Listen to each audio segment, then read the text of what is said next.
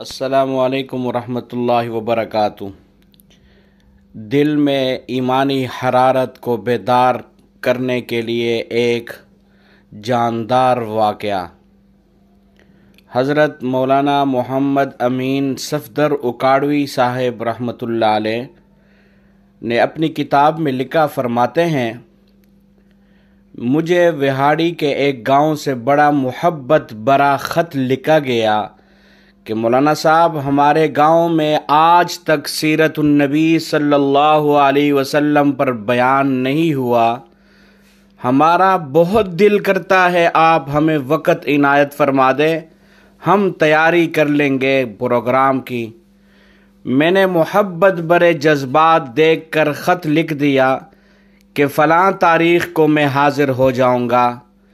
दिए गए वक़्त पर मैं फ़कीर ट्रेन पर से उतर कर तांगा पर बैठकर गांव पहुंच गया तो आगे मेज़बानों ने मुझे हदिया पेश करके कहा, मौलाना साहब आप वापस जा सकते हैं, हम बयान नहीं करवाना चाहते।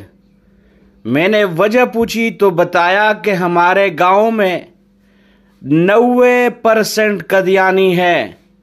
वो हमें धमकियां देते हैं कि ना तो तुम्हारी इज्जतें, ना माल, ना घर बार महफूज रहेंगे अगर सीरतुन नबी सल्लल्लाहु अलैहि व आलिहि वसल्लम पर बयान करवाया।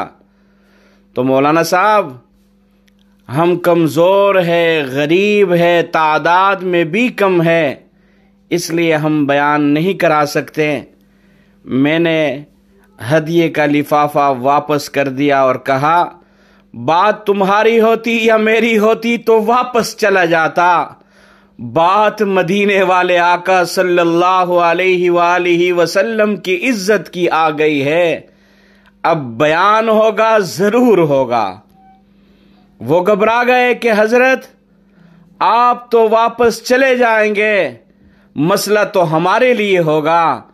मैंने कहा, इस गांव के आसपास कोई डंडे वाला या बाआसर या गुंडा कोई है? उन्होंने बताया कि गांव से कुछ दूर नूरा डाकू रहता है, पूरा इलाका उससे डरता है। मैंने कहा, चलो मुझे ले चलो नूरे के पास। जब हम नूरे के डेरे पर पहुंचे, देखकर नूरा बोला, अजखेरी मौलवी केवी आ गए ने। मैंने कहा कि बात हुजूर एक सरकार सल्लल्लाहु अलैहि व आलिहि वसल्लम की इज्जत की आ गई है, तुम कुछ करोगे? मेरी बात सुनकर नूरा बिजली की तरह खड़ा हुआ और बोला, मौलाना मैं डाकू जरूर आ पर बेगैरत नहीं आ।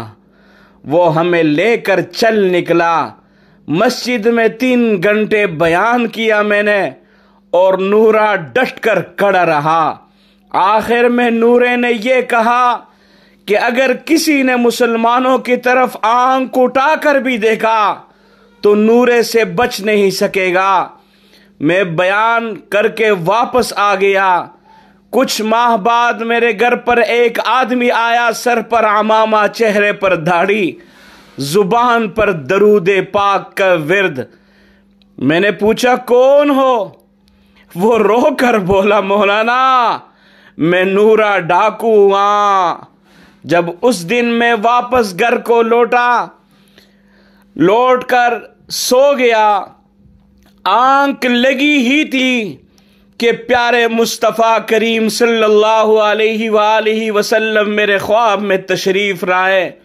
मेरा माथा चूमा और फरमाया, आज तूने मेरी इज्जत पर पहरा दिया है, मैं और मेरा अल्लाह तुमसे खुश हो गए हैं।